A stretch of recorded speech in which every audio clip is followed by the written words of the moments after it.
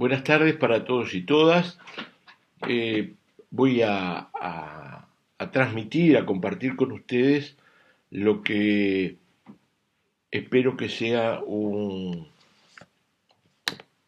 video que promueva una discusión y una reflexión y la posibilidad de diseñar planes y programas de, de salud mental comunitaria, mejor dicho, de Muy bien. promoción, prevención y tratamientos de base comunitaria al alcance de la comunidad y como la mayoría de las cosas que se hace a nivel comunitario, en red con, en primer lugar, el primer nivel de salud, tanto departamental como nacional, eh, con las policlínicas médicas comunitarias que también existen y con todos los recursos sociales, de autoayuda, eh, de prevención que ya realmente existen. Es decir, que para encarar a nivel comunitario la promoción, prevención y aporte al tratamiento de base comunitaria, lo primero que hay que hacer, obviamente, que es un diagnóstico participativo. De pique hay que darle al usuario, al paciente, que es muy paciente, al enfermo, la posibilidad de estar participando desde el diseño mismo de las políticas o de los planes concretos a nivel municipal. A mí me gustaría, en primer lugar, comentarles algunos marcos conceptuales que estuve recogiendo por allí. Hay un texto que dice: la salud mental comunitaria es un objetivo individual y de toda la población de un territorio y requiere una metodología de trabajo concreta que implica compartir tareas e intenciones con otros recursos del propio territorio, sanitarios, sociales, laborables, asociativos e instituciones de diversa índole. Me parece que es un buen marco conceptual. Eh, lo otro que me interesó, desde el punto de vista de la salud mental, ¿qué es el enfoque comunitario de salud mental? Desinstitucionalización, dice este fragmento. Reemplazo progresivo y sistemático del hospital psiquiátrico hasta su desaparición y su sustitución por una diversidad de servicios alternativos articulados entre sí y ubicados en la comunidad, que entre otras cosas es uno de los objetivos que plantea la actual ley de salud mental, que permítanme leerles, tiene algunas cosas importantes y ha sido discutida, debatida, promovida por la comunidad de psicólogos, psiquiatras y de profesionales vinculados a la salud mental, donde ha habido discrepancias, pero se ha tomado como un gran avance. Me permito recordar en este momento, porque lo evoco inevitablemente, al recientemente fallecido el compañero Miguel Escapucio, que me consta ha tenido una participación muy importante en la discusión y debate de este tema. Decía,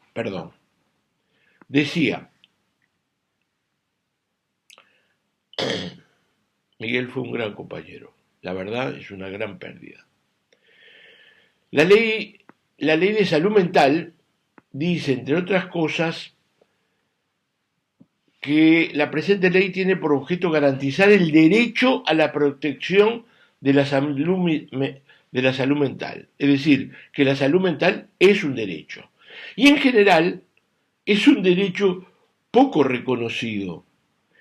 incluso la dimensión de salud mental es poco reconocida, siendo que a nivel territorial nos encontramos como que es una demanda masiva, una demanda donde parecería ser como que los recursos no alcanzan y entonces desde una mirada muy rígida, poco flexible, tanto de las instituciones como de los profesionales, como de los modelos que se aplican en salud mental, porque se sigue aplicando un modelo médico hegemónico, quizás porque los recursos comunitarios no están suficientemente desarrollados y presentes, se constriñen y por lo tanto, obvio, voy a poner un ejemplo que siempre ponemos, pero hay una persistencia en el modelo médico hegemónico que no es solamente de las instituciones, también los usuarios, la población tiene un esquema de demanda médica, de demanda medicamentosa, es una cultura hegemónica de tipo mercantil donde los problemas se solucionan con una pastilla milagrosa que te va a resolver todos los temas. Y en esto no hay que buscar culpables con lupa. Todos en cierta medida estamos relacionados, vinculados con una visión de la salud en general, que sigue siendo para nosotros solo ausencia de enfermedad y no pleno goce del bienestar psíquico, social, biológico también. Siendo que, reitero, la demanda a nivel territorial y los problemas que vemos de depresión, de problemas vinculados al desarrollo de la niñez y de la adolescencia, derivado de la depresión, grandes cifras de suicidio, que han aumentado, pero yo siempre insisto, Uruguay ha sido siempre un país con una tasa alta de suicidios y se han profundizado últimamente los dos extremos, los jóvenes y los veteranos. Trastornos de tipo de la conducta, que muchas veces el sistema médico y peor psiquiátrico le pone el sello de trastorno bipolar, trastorno de la personalidad. No digo que no existan, existen, pero digo, con ponerle el sello diagnóstico y mandarlos a INVE para que le den la medicación no basta. Y decía y comentaba yo que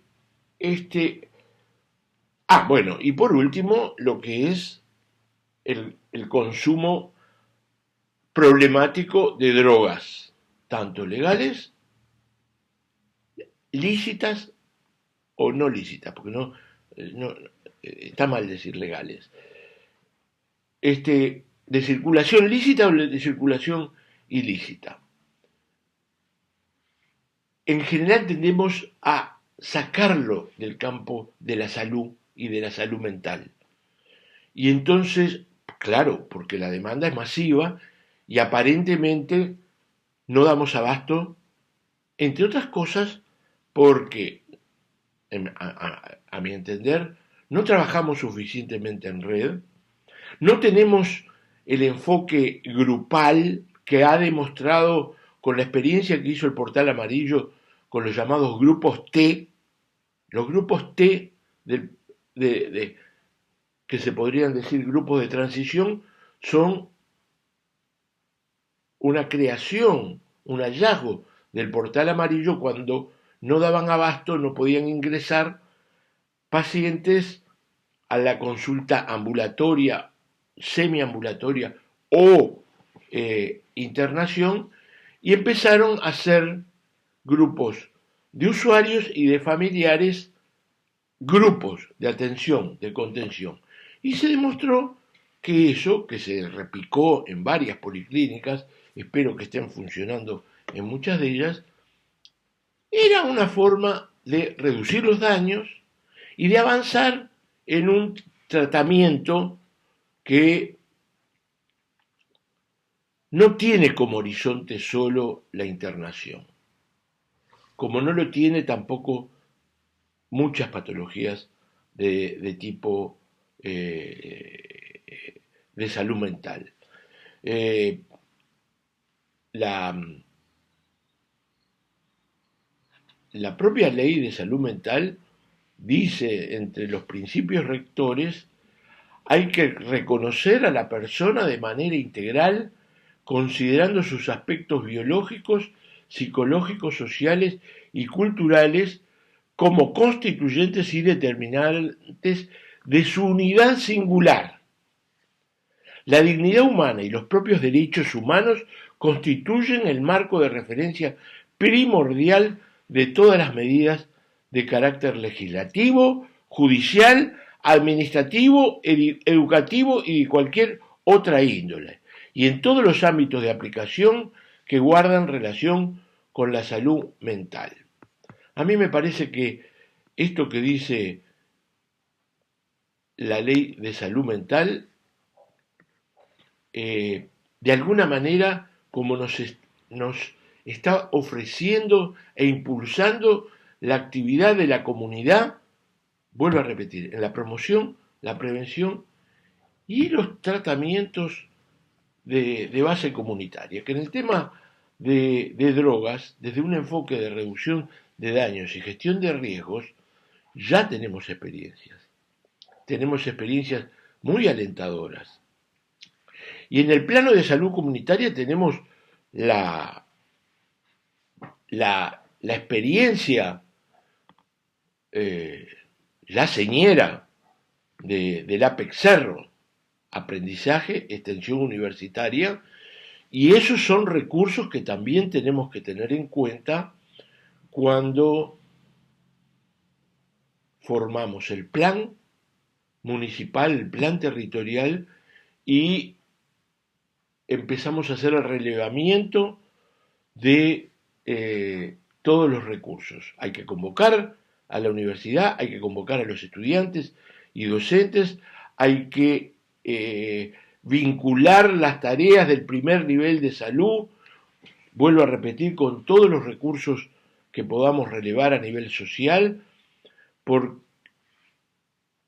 y conectar la experiencia concreta que puedan hacer los estudiantes en nuestro territorio.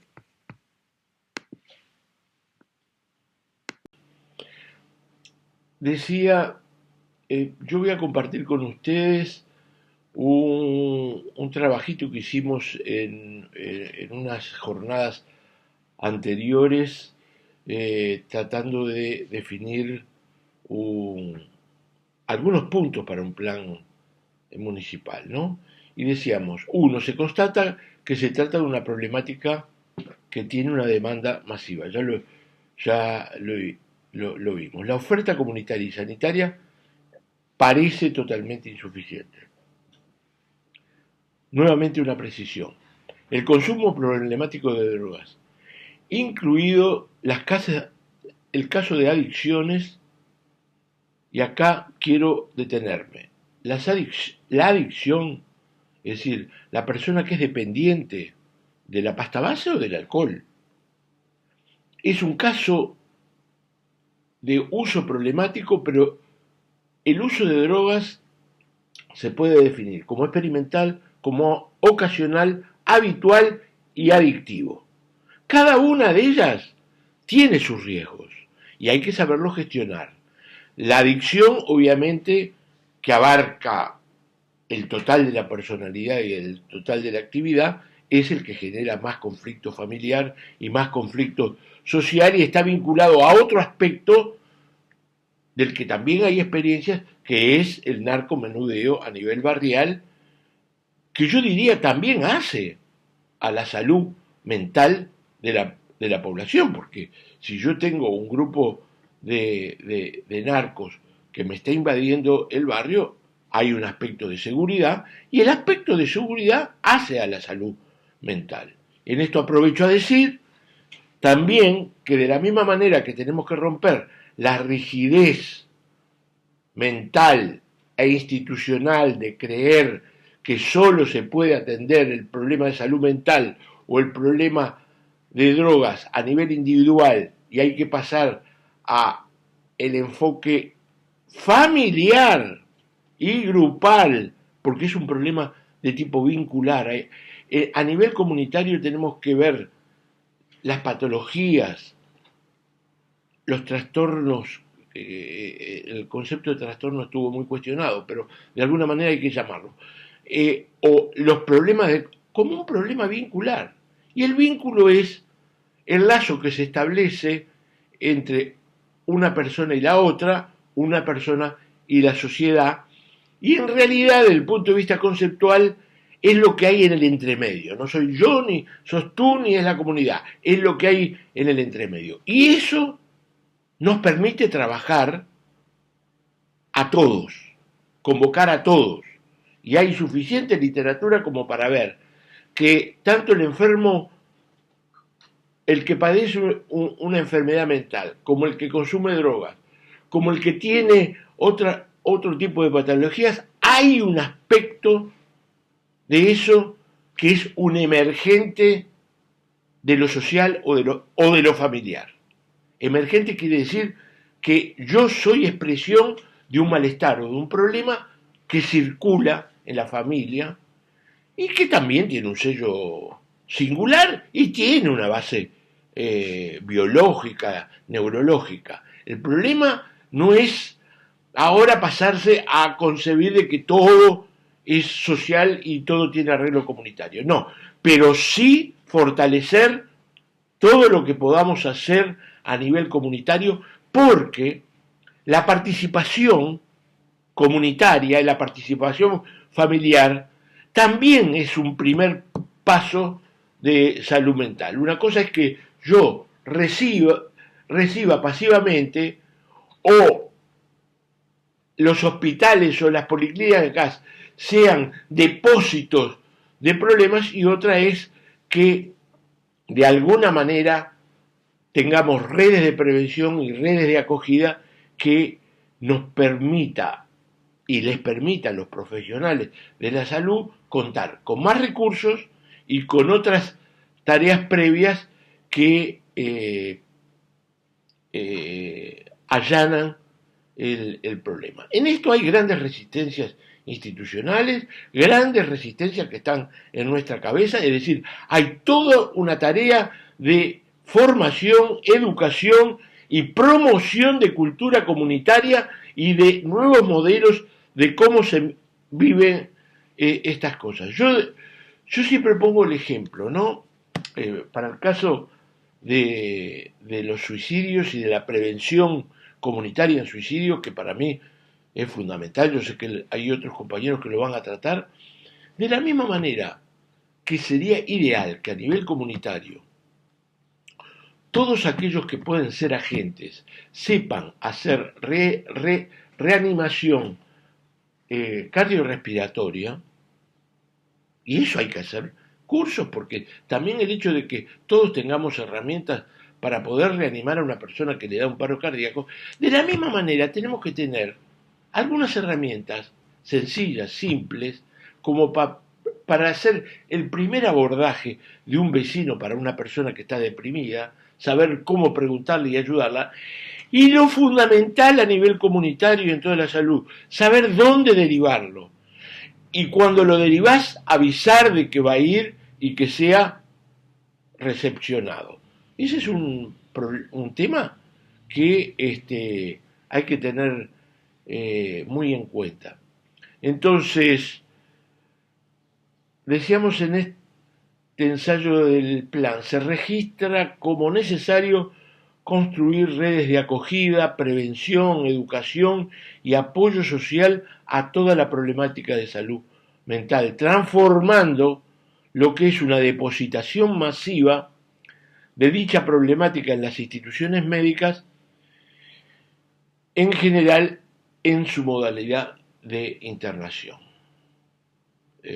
Todos sabemos la desesperación de las madres, fundamentalmente de las mujeres, que son las grandes cuidadoras, que no vieron, no pudieron, no supieron cómo contener o cómo resolver o a quién acudir en tiempo y forma cuando un hijo está enganchado con las drogas, y cuando no da más se va a un lugar y pide la internación. Esto tiene su correlato, además, en forma, yo diría, totalmente repugnante y rechazable, con todos los planteos de internación compulsiva, que se ha dicho de paso, la internación compulsiva ya existe.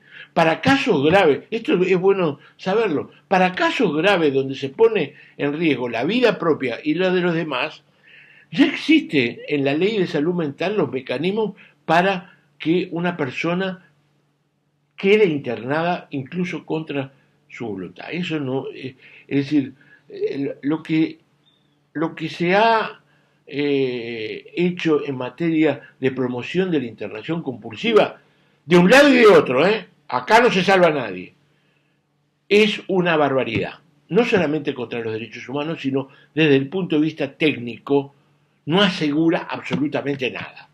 Los que vos internás en forma compulsiva, lo más seguro es que se escapen, se vayan. Entonces, ¿de qué me estás hablando? A no ser que no se quiera tener encadenado toda la vida. Bueno, por último, voy a recomendar algunas lecturas. Decíamos que para elaborar un plan de salud municipal o territorial, decíamos, hay que relevar todos los recursos sociales, vecinales, religiosos, obviamente de salud, de protección social, de vivienda, de centros de enseñanza, de deportes, si está presente o no está presente la UDELAR, la Universidad de la República, y en todo caso convocarlos, que pueden y deben relacionarse en el abordaje en salud. Restringido a la mirada médica es una visión limitada, insuficiente y que no puede contar con los recursos suficientes para ser movilizados. En esto parece cargoso insistir, pero obvio que en materia de salud, el primer nivel de salud presente en el territorio, tanto los recursos de tipo departamental como las policlínicas comunitarias, como los dispositivos de salud nacionales, son un eje vertebrador. Pero no solamente eso. Por otra parte, un plan de salud mental a nivel comunitario debe poner sus énfasis en todo lo que es la promoción de salud, que implica una cantidad de actividades que tienen que ver con el ocio, con el derecho a gozar de la vida, con el deporte, con las competencias que se pueden hacer, con convocar a los niños y adolescentes para que creen sus propios divertimentos, porque la diversión y el goce forman parte del bienestar social necesario. El sacarnos de las casas, ahora que estuvimos en pandemia, sabemos lo que es el confinamiento individual y lo que puede llegar a dañar este tipo de confinamiento, saquemos las conclusiones y también saquemos las conclusiones de que de todas maneras se pueden tener lazos sociales aun cuando estemos en una pandemia tan atroz como la que tuvimos, ¿no? Hemos demostrado de que es posible desarrollar la solidaridad social, los vínculos, aún con pandemia. Me limito a hablar de la red de ollas populares, que es la respuesta comunitaria a la pandemia, y los diversos mecanismos que hemos encontrado para ayudar al vecino, para estar presentes, cuidándonos, etcétera, etcétera. Pero digo, un plan de salud mental tiene una pata importante en la promoción de salud. La otra es en la prevención. Y en esto quiero detenerme también en los recursos. No hay que ponerle estigma a ningún mecanismo. Los grupos de autoayuda, tanto de alcohólicos anónimos como de narcóticos anónimos, son muy importantes. Hay que contar con ellos. Como todo enfoque y modelo, no sirve para todo el mundo, ¿eh? Para algunos sirve, para otros no. Es un enfoque que muchos técnicos de la salud mental no están de acuerdo, pero hay que tenerlos en cuenta porque para algunas personas, vuelvo a repetir, sirven. Y en esto me detengo a un tema que pasa siempre escondido.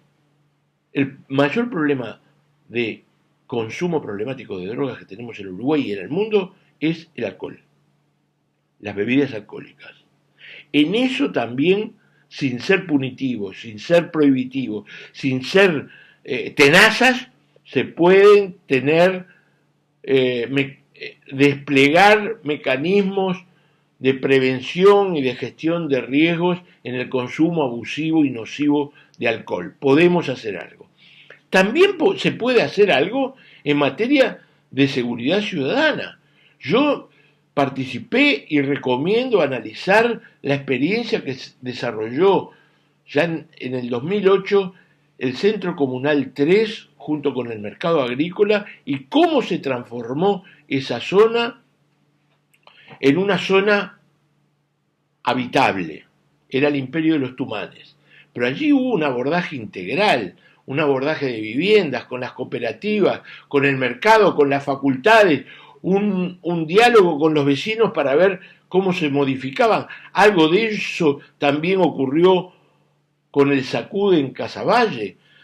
Tenemos experiencias que lanzamos desde la Junta Nacional de Drogas en espacios de reducción de daños como el Achique o como los modelos de aleros que funciona el alero oeste y aleros este y aleros centro, que hay que recuperar y hay que potenciar porque creo que son muy importantes. Le voy a dejar un bello trabajo de una monografía que hizo una estudiante de psicología para recibirse de psicóloga, su tesis final, y que desarrolla muy bien este concepto de,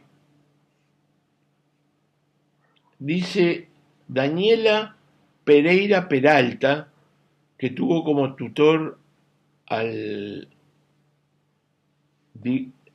distinguido compañero psicólogo Luis Jiménez. Dice Daniela en esta monografía, que las voy a poner porque dice, en el año 2010 la Junta Nacional de Drogas comenzó a definir acciones de intervención territorial en drogas, con la articulación de actoras y conformación de redes locales, fijando en algunos enclaves una agenda de trabajo conjunto interinstitucional y comunitario. Se entiende necesario valorar las redes sociales que integran las personas e intentar modificarlas para mejorar su calidad de vida y la de quienes hablan, las que habitan ese espacio o comunidad. Según plantean Ariadna Cheroni y Esperanza Hernández, las estrategias comunitarias de intervención en usos problemáticos de drogas toman como soporte el modelo sustentado en una epistemología de la complejidad, ECO, por sus iniciales, ¿no? Epistemología de la complejidad, y en un enfoque comunitario, por lo que se las denomina ECO 2.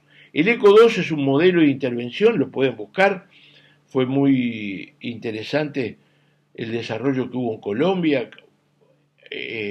Acá se ha aplicado en Aleros y en otros enclaves. El ECO 2 es un modelo de intervención con objetivos de prevención, reducción de daños y tratamiento de situaciones de sufrimiento social, sobre todo en aquellos asociados a los usos problemáticos, pero no solo. En la estrategia comunitaria en consumo de problemático de drogas, uno de los desafíos que aparece es garantizar que éstas formen parte de un trabajo de reconstitución del tejido social y no de un conjunto de acciones de carácter reactivo.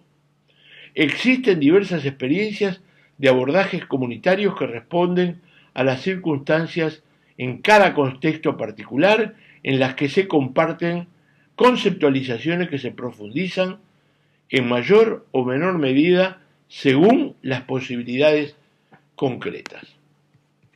Y vuelvo a repetir que la Chique de Casaballe y la experiencia de Aleros Oeste, Este y Centro son elocuentes y es posible que me esté olvidando de algunos hechos o de algunas experiencias que seguramente existen.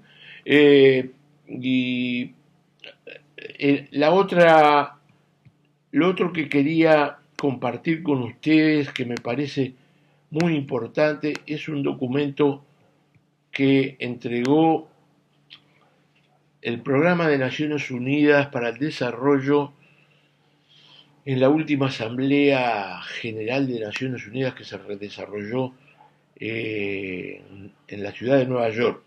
El Problema Mundial de las Drogas, de 29 asambleas generales especiales que tuvo las Naciones Unidas en toda la historia, le dedicó 3 de ellas a el tema drogas. Es decir, es compleja la mano, ¿no? Creo que Políticas de Control de Drogas y Desarrollo Humano, que presentó el PNUD, es uno de los mejores documentos porque desarrolla el concepto de desarrollo humano, y en eso creo que el trabajo comunitario es fundamental, y dice, la relación entre las políticas de control de drogas y el desarrollo humano es compleja y multifacética. Si bien ambos esfuerzos comparten un objetivo común de reducir los daños relacionados con el uso de drogas, las políticas dirigidas a prohibir y castigar el cultivo, venta y uso de ciertas drogas ha desempeñado un rol desproporcionado en la conformación del enfoque internacional para el control de drogas y las respuestas de los países, sin tomar en cuenta los objetivos nacionales de desarrollo. Las políticas de control de drogas se han justificado por los daños reales y potenciales asociados con el uso y los mercados de drogas ilícitas, tales como la amenaza a la seguridad personal y pública, los problemas de salud pública, delito, disminución de la productividad, desempleo y pobreza. Todo esto es un reconocimiento de que el problema existe. No obstante, dice el PNUD, la evidencia muestra que en muchos países las políticas de control de drogas y las actividades relacionadas con su aplicación enfocadas a reducir la oferta y la demanda han tenido pocos efectos en la erradicación de la producción o el uso problemático. Varias organizaciones de Naciones Unidas han descrito igualmente las consecuencias colaterales dañinas de estos esfuerzos. Creación de un mercado negro criminal, impulso a la corrupción, violencia e inestabilidad, debilitamiento de la salud pública y la seguridad, generación de abusos a gran escala contra los derechos humanos, incluyendo penas abusivas e inhumanas y la discriminación y marginación de las personas que usan drogas, los pueblos indígenas, las mujeres y los jóvenes. Esto no lo dice Romani, lo dice el Programa de Naciones Unidas para el Desarrollo en un excelente trabajo que yo quiero difundir porque me parece que es un marco conceptual indispensable para encarar el desarrollo comunitario y encarar y modificar desde la comunidad los enfoques que nos permitan una promoción, una prevención y una terapia de base comunitaria para los problemas de salud mental que ya mencionamos. Muchas gracias.